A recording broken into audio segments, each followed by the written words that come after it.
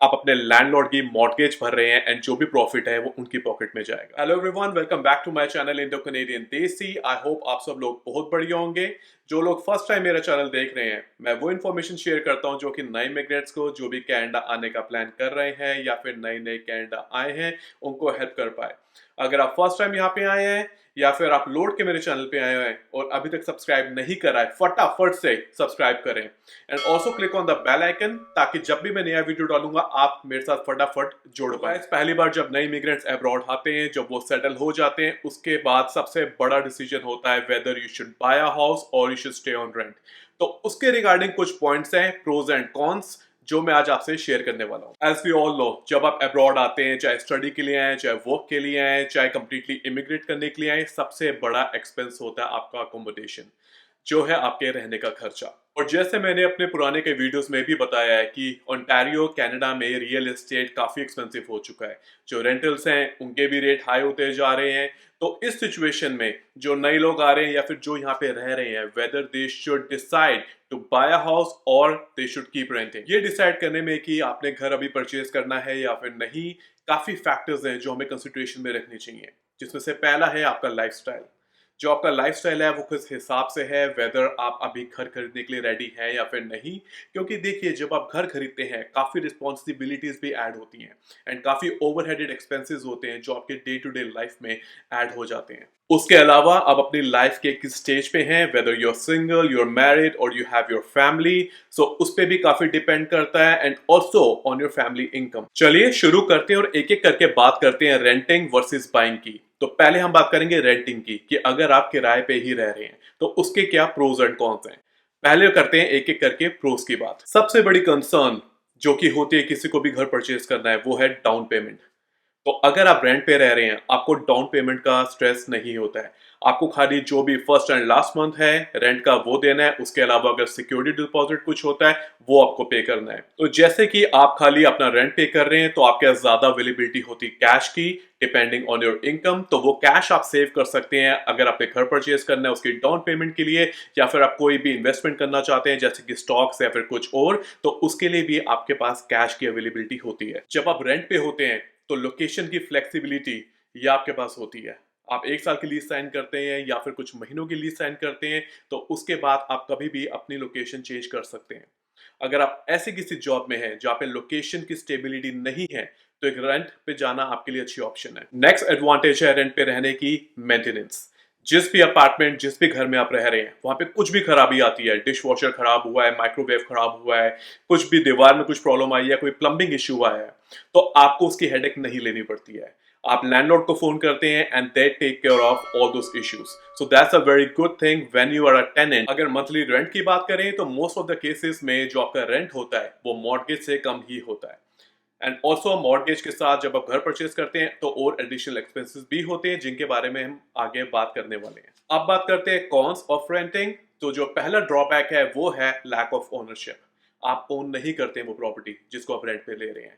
तो आप हमेशा आंसरेबल होते हैं अपनी प्रॉपर्टी मैनेजमेंट को या फिर जो कि लैंडलॉर्ड है उसको। अगर आप कुछ भी चेंजेस करना चाहते हैं उस प्रॉपर्टी के अंदर आपको हमेशा परमिशन लेनी पड़ती है एंड अगर कुछ भी उस पर दिक्कत होती है तो you are liable to the landlord. Next drawback है रेंटिंग का, which is the money that you are paying every month, that is going down the drain, क्योंकि आपको कोई भी रिटर्न नहीं मिल रहा उस पैसे पे। लास्ट पॉइंट जो कि ड्रॉबैक में मैं ऐड करना चाहूंगा वो है lack of appreciation of the property. क्योंकि आप रेंट पे रह रहे हैं, अब चाहे प्रॉपर्टी की वैल्यू जितनी मर्जी बढ़ जाए फ्यूचर में, आपको उससे कोई फायदा नहीं होगा। इनफैक्ट आप अपने लैंडलॉर्ड की मॉर्गेज भर रहे हैं एंड जो भी प्रॉफिट है वो उनकी पॉकेट में जाएगा। अब बात करते हैं बाइंग अ हाउस के बारे में, इसके क्या क्या प्रोज एंड कॉन्स हैं। पहले स्टार्ट करते हैं प्रोज से। सबसे पहला प्रो, आप ओन करते हैं उस हाउस को। सो आपकी स्टेबिलिटी है, आपको पता है वो आपका घर है, आपने वही रहना है, nobody can come and question you. आपको कोई वहां से एविक्ट नहीं कर सकता है, कोई आपके लिए उस घर के अंदर रहने के रूल्स भी नहीं बना सकता है, क्योंकि आप मालिक हैं उस प्रॉपर्टी के। And because you own the property, so जो भी कैपिटल एप्रिसिएशन होती है उस प्रॉपर्टी की ओवर द टाइम, उसके आप हकदार हैं। And trust me, looking at the Canadian market, जिन्होंने भी घर पिछले 2 4 5 साल में भी खरीदा है, they have made really good money in profits, क्योंकि एप्रिसिएशन यहाँ पे काफी अच्छी हो रही है। एक पॉइंट और मैं प्रो के अंदर क्लैरिफाई करना चाहूंगा। कई लोग कहते हैं कि रेंट से एक्सपेंसिव पड़ता है जब आप मॉर्गेज भरते हैं, क्योंकि आप प्रॉपर्टी टैक्सेस भी दे रहे हैं, बाकी एक्सपेंसेस भी दे रहे हैं। बट ऑलवेज रिमेंबर, जब भी आप अपनी मॉर्गेज पे कर रहे हैं, हमेशा याद रखिए वो एक कॉम्बिनेशन होता है प्रिंसिपल प्लस इंटरेस्ट का। इंटरेस्ट जो है वो आपका लैंडर, जो भी मॉर्गेज लैंडर है वो रखेगा, बट जो प्रिंसिपल है वो भी आपका इकट्ठा हो रहा है, तो प्रॉपर्टी में आपकी इक्विटी ओवर द टाइम बने जा रही है। उसके बाद अगर एक और मैं प्रो की बात करूं बैक होम से कंपेयर करके, अगर यहाँ पे आपने प्रॉपर्टी खरीदनी है तो जो डाउन पेमेंट होती है it depends on the property purchase price, but it could be somewhere between 5% to 20%। And also जो आपको इंटरेस्ट रेट मिलता है दैट इज वेरी गुड। जैसे आजकल हाल फिलहाल जो कि इंटरेस्ट रेट चल रहा है somewhere between 2 to 3%, which is amazing. तो आप 5 इयर्स का फिक्स्ड या फिर वेरिएबल कुछ भी इंटरेस्ट रेट करा के आप घर परचेज कर सकते हैं। लास्ट एडवांटेज जो मैं ऐड करना चाहूंगा, looking at the current Canadian market, अगर आप एक ओनर हैं हाउस के एंड जो भी कैपिटल एप्रिसिएशन हुई है उसको इकट्ठा करके आप अपस्केल भी कर सकते हैं कि अगर आप और बड़ा घर लेना चाहते हैं। उसके अलावा फ्यूचर में रेंटल इनकम भी जनरेट करी जा सकती है, अगर जिस प्रॉपर्टी में आप रह रहे हैं उसको आप नहीं बेचना चाहते या फिर उसको रखने के बाद भी आप एडिशनल प्रॉपर्टी परचेज करना चाहते हैं। अब जैसे मैंने कुछ प्रोज बताए आपको बाइंग अ हाउस के, मैं कुछ कॉन्स डिसएडवांटेजेस भी आपसे शेयर करना चाहता हूँ। सबसे पहला, कलेक्शन ऑफ डाउन पेमेंट, जो कि आई थिंक काफी लोग स्ट्रगल करते हैं। अगर आपको 5% भी देना है, 10% भी देना है परचेज प्राइस का, एंड ऑन द एवरेज जो कि आजकल परचेज प्राइस चल रहे हैं अगर $800,000 या फिर $1 million, तो उसका जो 10% भी है वो भी अराउंड 80,000 या फिर $100,000 के आसपास हो जाता है, जो कि काफी मुश्किल होता है। कई बार it takes time to collect that amount. So ये भी काफी एक ड्रॉबैक है बाइंग अ हाउस का, जो कि काफी लोगों के लिए एक ब्लॉकर बन जाता है। नेक्स्ट ड्रॉबैक उनके लिए ड्रॉबैक हो सकता है जिनको एक जगह पे फिक्स लोकेशन पे रहना पसंद नहीं है। They love to move around and move to new places. So जब आप घर खरीदते हैं तो आपकी एक कमिटमेंट होती है, अनलेस आप उसको रेंट पे चढ़ा रहे हैं देन आप दूसरी लोकेशन पे मूव कर सकते हैं। Being a home owner adds so much responsibility and many additional expenses.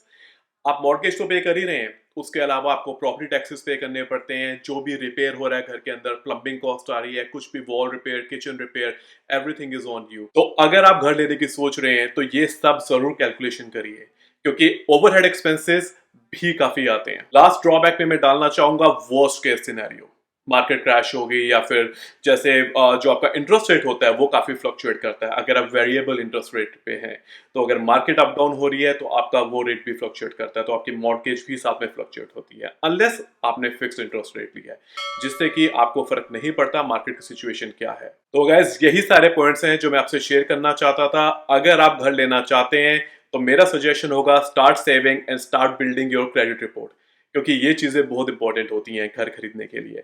मैंने कुछ पॉइंट्स अपने एक्सपीरियंस से आपसे शेयर करे हैं, जो एंड कॉल है वो आपने लेनी है। होपफुली मेरे पॉइंट्स आप दिमाग में रखें जब आप ये डिसीजन ले रहे हैं एंड आपको ये पॉइंट्स हेल्प करें। सो आज का वीडियो यही खत्म करते हैं। Now let's do the usual drill, which is give me a thumbs up, leave a comment and subscribe to my channel. Also click on the bell icon, नहीं तो आपको नोटिफिकेशन नहीं आएगी जब भी मैं वीडियो डालूंगा। So that's it for today. I'll be back later with another video. For now, signing out, Indo-Canadian Desi.